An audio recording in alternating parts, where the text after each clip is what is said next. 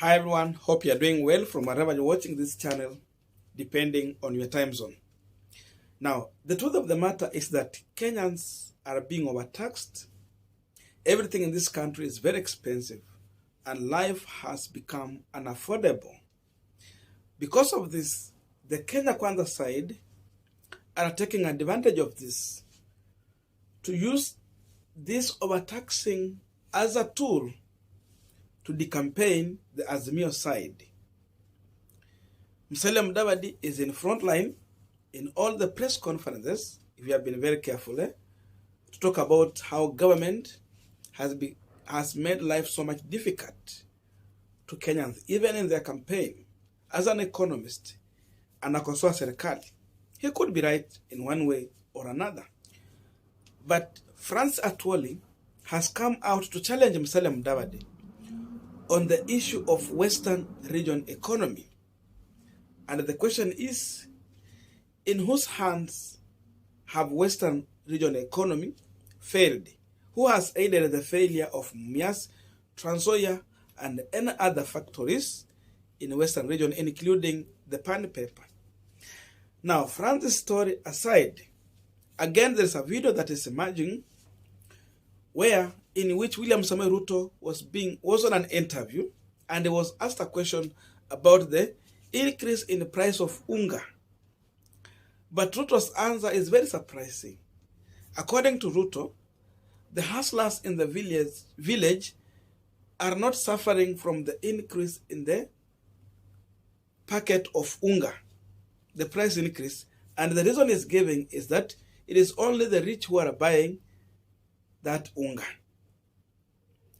One thing that Ruto is failing to understand is that even the hustlers in the village, the truth of the matter is that yes, they are buying maize, then they take it for the grinding in the machine. But what about the high cost of transport? Because this maize is being transported from one area to another. What about the increased price in the fuel? Because kuna tinga zingine wanatumia mafuta. And what about the increase in the electricity bill? So this increase in the price of unga will also inform the maize sellers also to increase the price of maize, so as they can balance that situation. So that you will find that the difference is not that much big. So in one hand, Ruto was busy defending the government when the basic commodities price was being increased. But this time round, he's pretending to be with the mwananchi. So I wanted to listen to Atwoli, then listen to William Ruto, and we are going to continue with this conversation. Hii kitu mnasikia wanasema bei ya mkate imeenda juu. Alafu amechukua jamaa mmoja kutoka huko Western, muoga, hata sijaona kitu chochote, hata mnyama aliyeumbwa na Mungu muoga kama Musalia Mudavadi. Yeye ndiye anasema bei ya unga imeenda juu, election inayokuja ni ya kurudisha unga chini, election inayokuja kurudisha sukari chini. Nani aliangusha kiwanda cha Mumias? Nani aliangusha Nzoia? Nani aliangusha pan paper katika Western Kenya? Hakuna kiwanda chochote. Na unaenda kuungana na wale waliangusha, wanakuambia unaimba kama parrot. Rudia hii. Tarehe 9 mwezi wa 8, mimi nataka kuambia nyinyi, na mimi sisemi uongo, mjiunge na Wakenya wengine. Saa 4 kamili kiongozi wa Kenya awe Raila Amolo Odinga, Raila Amolo Odinga, wakishirikiana na Mama Martha Karua, wakishirikiana na Daktari Stephen Kalonzo Musyoka, watu ambao najua ni upright leaders. Ruto aliiba mpaka hata akamuibia president rafiki yake Uhuru Kenyatta.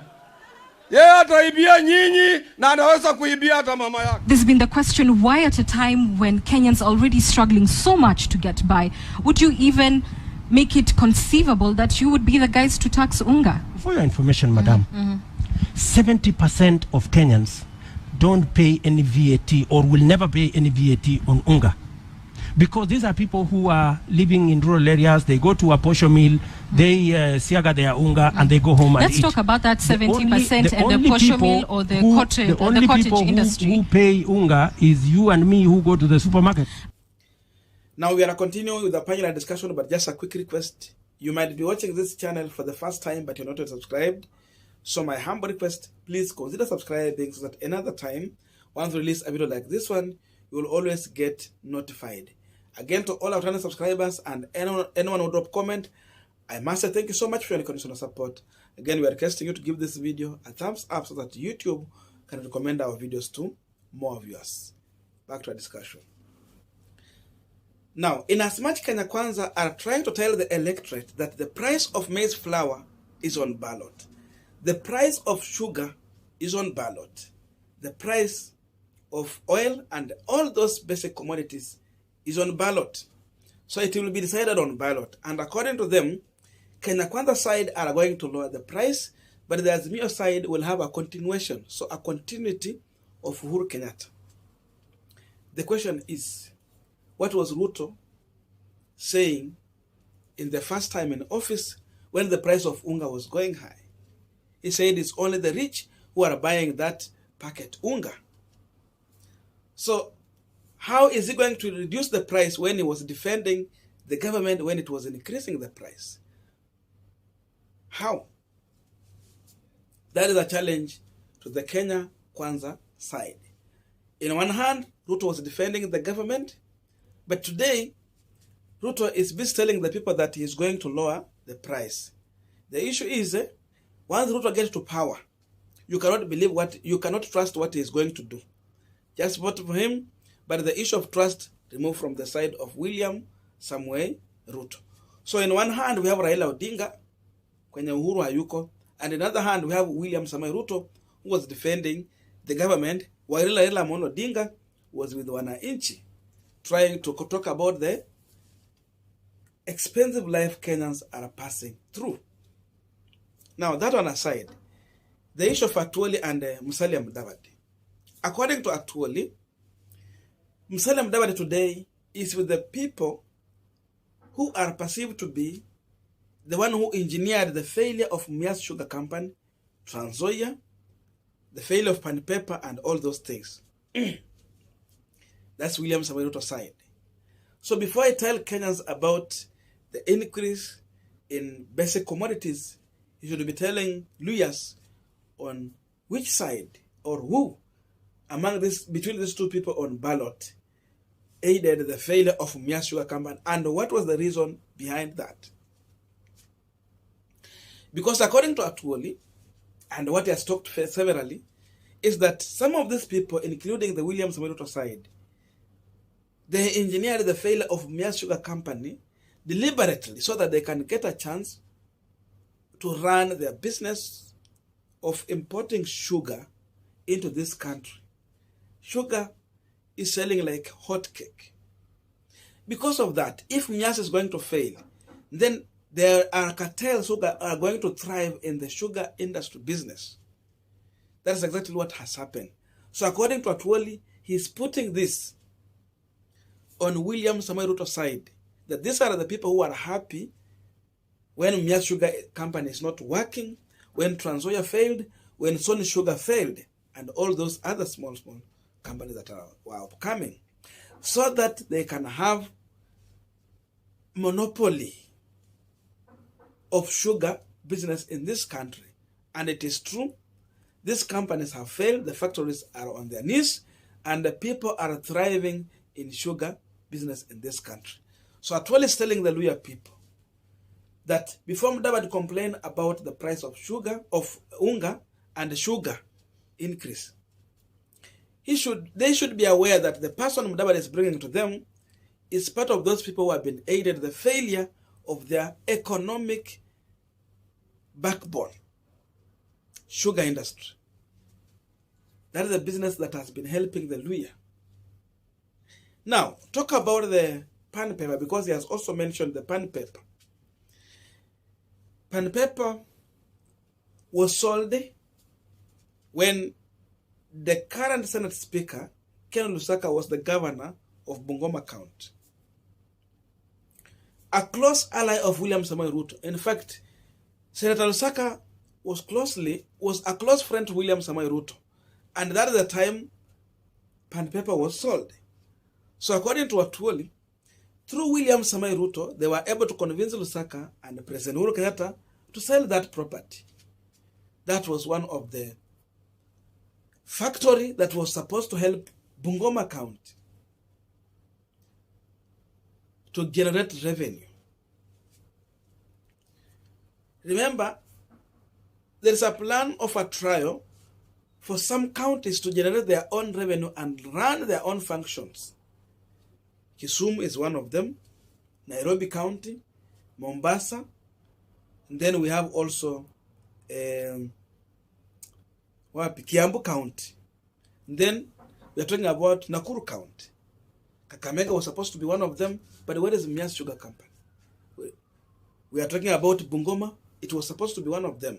But if these factories, like Webuya, it failed, Zangine, they cannot generate resources and run their own function rather than depending on the national government. So according to Atwoli, the people who are behind this, it is William Ruto and the group using their friends like Lusaka and the team. So this is a warning to the Luhya community that when you get to the ballot, you should know that Musalia and Wetangula is with the people who are perceived to be behind the failure of the Luhya economy. They do not want to see any factory thriving in the Western region because they know when you are independent, then when it comes to politics, no one can manipulate you by using their own money because after all, you can manage to afford the basic needs. But if these things are going to fail, then you become interdependent on other people. You depend on people. You depend on handouts. Sasa akuja kwa mkutano huko aanze kusema nimetoa milioni mbili wamama mboga wapate pesa. When it comes to a rally, you go for that 500 because everything has failed. If Mias Sugar company was working, if Kabaras Sugar Company was working, if Trans-Nzoia Sugar Company was working, all of those things, kwenda paka huku side za Nyanza region, people will be busy in their business because they can afford life. They will not be running for 500 real shillings in the market there because they can afford life. But because they cannot, that's why it is easy to manipulate them. And that is a strategy that Ruto has been using. And because of this, France Atwoli is an eye-opener to the Luhya community. And he's telling them that ignore Musalia Mudavadi. Ignore his character that is bringing it to you. But vote for Raila, Amolo Odinga, and Martha Karua, who are ready to fight corruption and lower the price of basic commodities, pump life back and oxygen into Mias Sugar Company and all of those other factories. So this is a fight for the Luhya votes between the Atwoli side and the Musalia Mudavadi side. That challenge is making sense to the electorate. I don't know what to think about this, but that's my view. Otherwise, thank you so much for listening to me up to this far. May good God bless you and see you in our next video.